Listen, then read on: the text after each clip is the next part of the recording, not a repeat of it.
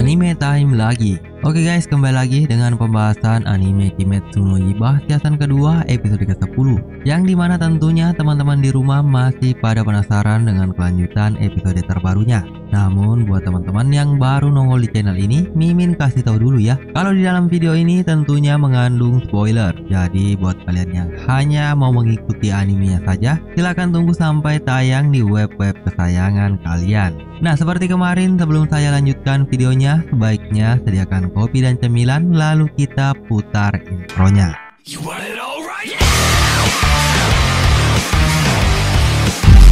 Oke guys, di episode kali ini kita kembali lagi di pertarungan Tanjiro melawan iblis bulan atas yang bernama Daki, atau lebih dikenal dengan Oiran Warabime. Nah, di sini Tanjiro melihat sesuatu yang masuk ke dalam tubuh iblis itu. Yang tak lain itu adalah sebagian tubuh iblis ini yang melarikan diri waktu melawan Usui dan kawan-kawan di dalam terowongan itu. Lalu seketika itu Tanjiro menyerang iblis itu lagi. Namun di sini tiba-tiba iblis itu menghilang dan langsung berada di atas genteng rumah.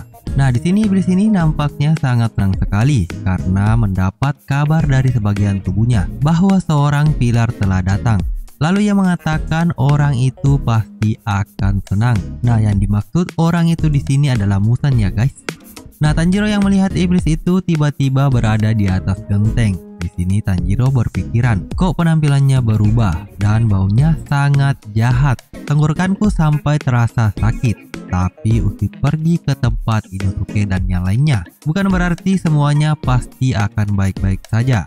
Lalu tanpa disadari, sosok pemilik toko yang ada di distrik ini tiba-tiba keluar dan menegur Tanjiro dan berkata, "Hei, apa yang sedang kau lakukan? Jangan bertengkar di depan toko orang lain." Lalu Tanjiro mengatakan, "Sial, mereka mendengar keributan kami." Nah, iblis bulan yang masih berada di atas genteng itu tiba-tiba berbalik dan mengatakan menjengkelkan sekali. Nah, mendengar perkataan iblis itu, di sini Tanjiro merasakan ada hal buruk yang akan terjadi. Lalu ia meneriaki pemilik toko itu untuk segera pergi dari sini dan jangan keluar dari rumah. Namun setelah Tanjiro meneriaki orang itu, di sini tiba-tiba iblis itu melakukan serangan secara membabi buta hingga mengenai banyak orang yang berada di sekitar lokasi itu dan menyebabkan bangunan di lokasi itu ikut hancur. Nah, akibat serangan iblis itu, di sini Tanjiro hanya bisa melindungi satu orang saja. Namun naas, tangan kiri pemilik toko yang dilindunginya itu ikut terpotong dan Tanjiro mengalami luka di pundak sebelah kirinya. Melihat kekejian yang dilakukan iblis itu, di sini Tanjiro sangat marah karena melihat banyak orang yang mati akibat serangan iblis itu. Dan ia pun menenangkan dirinya dan menyuruh pemilik toko itu untuk menghentikan pendaraan di tangannya dengan menggunakan tali. Nah, Tanjiro yang masih sangat marah dengan kejadian itu di sini lalu meneriaki iblis itu, "Tunggu, tidak bisa dimaafkan. Beraninya kau melakukan semua ini." Namun perkataan Tanjiro langsung ditanggapi iblis itu. "Ah, kau masih bisa berbicara ya? Aku sudah muak dengan keberadaanmu. Hidup kalian itu tidak ada artinya. Dasar manusia menjijikkan, membusuk saja di neraka." Nah, mendengar perkataan iblis itu, di sini Tanjiro tiba-tiba shock. Lalu ia pun mendengarkan banyak warga di sekitar lokasi ini meminta tolong, dan ini memicu kemarahan Tanjiro yang sangat besar. Oke guys, di scene selanjutnya di mana Tanjiro mengingat isi surat yang dikirimkan oleh ayah Rengoku. Nah, di dalam surat ini bertuliskan, "Terima kasih karena sudah menangis untuk Rengoku. Kudengar kau sering bertukar surat dengan Senjuro selama 4 bulan terakhir. Kondisinya lebih membaik sekarang. Aku mengingat pertemuan pertama kita berakhir dengan sangat memalukan. Seperti saat dulu ketika aku menyalahkan ketidakmampuanku dan ingin bunuh diri akibat istriku meninggal karena sakit. Setelah itu aku tenggelam dalam kesedihan dan jadi pemabuk. Aku benar-benar seorang pengecut yang bodoh. Rengoku tidak sepertiku, dia adalah anak yang hebat. Setelah meninggalkan apa yang aku ajarkan, dia membaca buku petunjuk napas api, berlatih sendiri dan menjadi pilar hanya dari 3 volume bukuku saja. Pasti rukas darah dari ibu mereka sangat kuat. Buktinya Rengoku dan Senjuro adalah anak yang hebat. Dan kamu Tanjiro, kau bahkan punya kekuatan yang lebih menakjubkan. Kau pengguna napas matahari. Para pengguna terpilih sama seperti dirimu, mereka punya tanda lahir merah di dahinya. Karena itu aku yakin kau adalah Namun di sini Tanjiro berpikiran, bukan, ini bukan tanda lahir. Ini adalah bekas luka bakar saat aku melindungi adikku saat dia tidak sengaja menjatuhkan tungku. Lalu aku memperparah lukanya saat seleksi final dan jadinya seperti ini. Tapi aku pernah mendengar bahwa ayahku punya sedikit tanda lahir di dahinya. Aku berbeda darinya. Aku yakin bahwa aku bukan pengguna yang terpilih. Tapi meskipun bukan aku yang terpilih dan aku tidak kuat, ada kalanya aku tidak boleh menyerah dari seseorang. Tidak peduli siapapun itu. Karena ada orang yang tidak punya hati nurani di dunia ini. Mereka membunuh secara membabi buta dan menebar penderitaan tanpa menyesalinya. Dan kekejaman seperti ini adalah hal yang tidak akan pernah kubiarkan. Nah, seketika itu di sini Tanjiro tiba-tiba bergerak sangat cepat. Nampaknya di sini Tanjiro membuka batasan kekuatannya dan juga ia berhasil menangkap kaki iblis itu yang berniat meninggalkannya karena dia bukan seorang killer. Tanjiro yang berhasil menangkap kaki iblis itu di sini lagi-lagi melancarkan serangan untuk memotong leher iblis itu. Namun iblis itu berhasil menghindari serangan itu. Tetapi Tanjiro di sini berhasil melukai kaki iblis itu. Lalu di sini Tanjiro mengatakan sesuatu kepada iblis itu. Nyawa yang telah hilang tidak akan pernah kembali. Mereka tidak akan kembali. Dan makhluk hidup yang bernapas tidak hidup seperti iblis. Kenapa kau meranggutnya?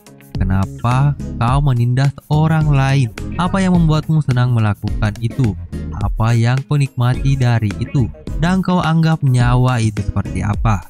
Nah, di sini sontak iblis ini merasakan sesuatu di kepalanya. Dan nampaknya ia pernah mendengar kata-kata ini sebelumnya. Dan Tanjiro mengatakan lagi kepada iblis ini, kenapa kau tidak tahu? Bagaimana kau bisa lupa? Lalu iblis ini berpikiran, siapa? Aku tidak tahu, ini bukan diriku, ini bukan ingatanku.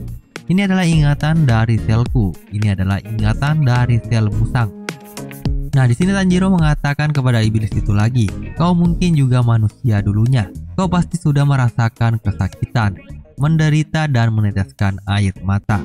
Namun semua perkataan Tanjiro itu dibalas dengan sinis oleh iblis ini dengan mengatakan, tutup mulutmu. Aku tidak mengingat apapun tentang masa laluku. Aku iblis sekarang dan masa laluku tidak ada kaitannya. Iblis tidak menua. Kami tidak perlu uang untuk makan.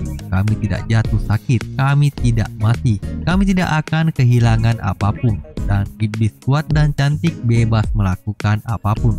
Lalu di sini Tanjiro berkata, baiklah, cukup. Dan Tanjiro pun lalu menyerang iblis itu.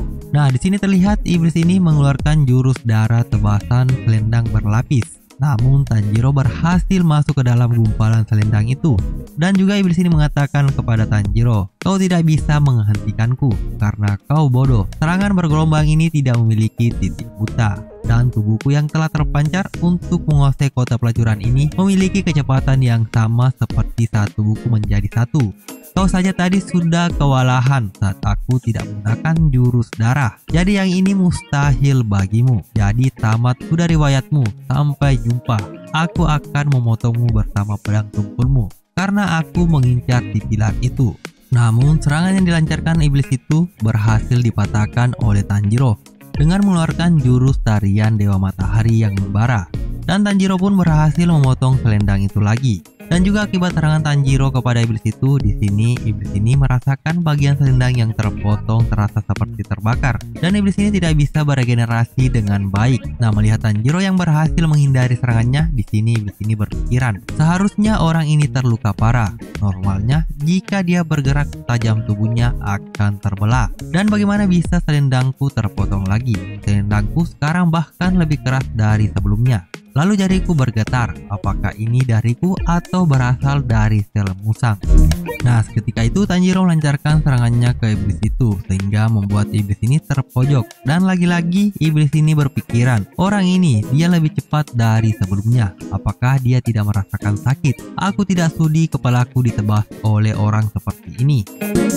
Nah, Tanjiro yang sedikit lagi memotong leher iblis itu di sini berpikiran, pedangku tidak bisa memotong. Selendangnya sangat lembut, saking lembutnya sampai tidak bisa terpotong. Selendangnya melenturkan diri untuk menghindari tebasanku. Lalu di sini iblis ini melancarkan serangan tinjunya ke Tanjiro yang hampir saja memotong lehernya. Namun di sini Tanjiro berhasil menghindari serangan iblis itu. Dan juga iblis ini meneriaki Tanjiro, kau tidak bisa lolos, dasar bocah sialan. Nah, melihat Tanjiro yang berhasil menghindari serangan tinjunya, di sini iblis ini lalu menyerang Tanjiro lagi dengan jurus selendangnya yang bergerombolan. Namun di sini Tanjiro melihat selendangnya bertambah 13 jumlahnya, lalu ia berpikiran, jika aku menghindari serangan itu, kerusakan akibat serangan itu bisa menyebar. Tetapi pada saat Tanjiro melihat serangan itu, di sini Tanjiro melihat gerakan selendang milik iblis itu terlihat sangat lambat, dan ia pun menepis serangan iblis itu dengan sangat lihai. Nah, melihat Tanjiro yang nampak kuat, di sini iblis ini meneriaki Tanjiro, "Takkan kubiarkan kau memenggalku kali ini. Kau hanya beruntung dapat mengkores leherku tadi." Namun di sini Tanjiro merencanakan sesuatu terhadap serangan iblis itu, yaitu ia mengumpulkan selendang ini di punggung pedangnya, lalu ia menusuk ke-13 selendang itu ke tulang genteng.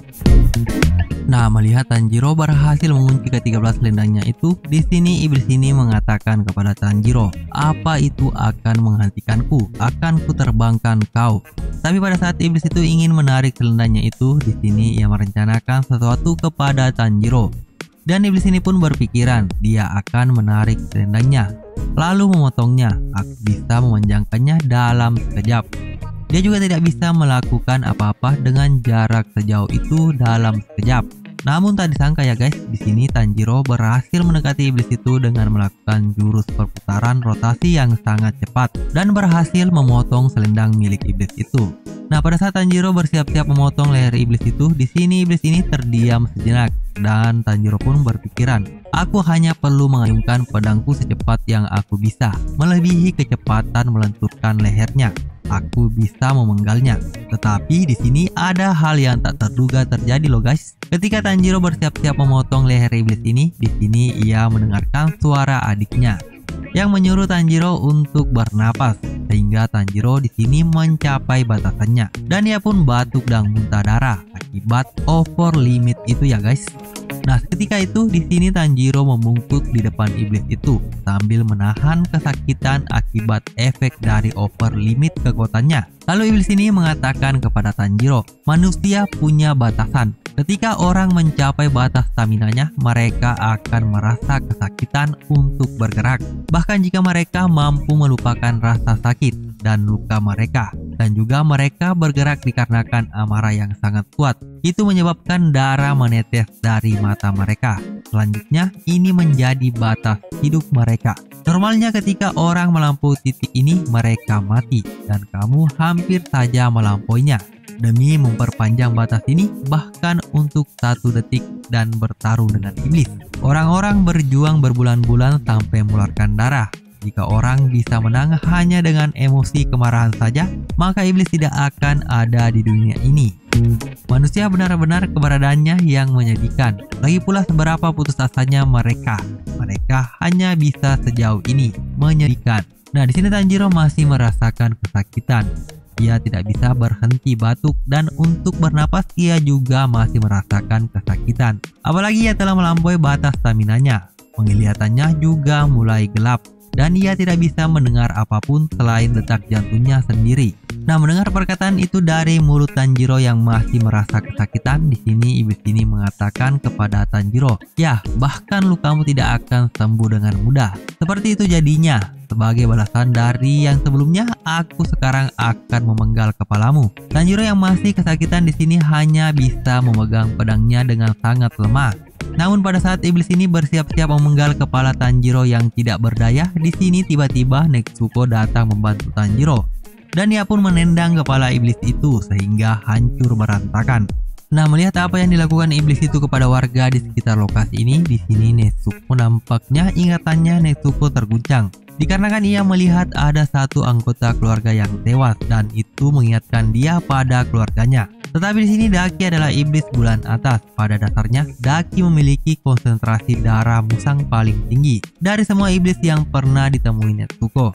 Nah, terlihat kepala iblis Daki yang hancur yang diakibatkan tendangan Netsuko tadi. Di sini iblis ini lalu mengatakan, "Kau membuatku marah. Jadi itu kau ternyata. Kau yang dibicarakan oleh musang."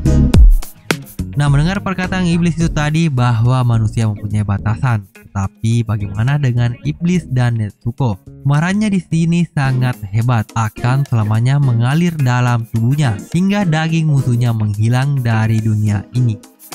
Nah guys, sampai di sini dulu. Jadi episode 11 season kedua Kimetsu no Yaiba bakalan mimin update di video selanjutnya. Jadi tetap pantau channel ini, jangan lupa subscribe, like, and share video ini jika kalian kepengen menunggu berita dari seri anime terbaru lainnya. Salam AYLT.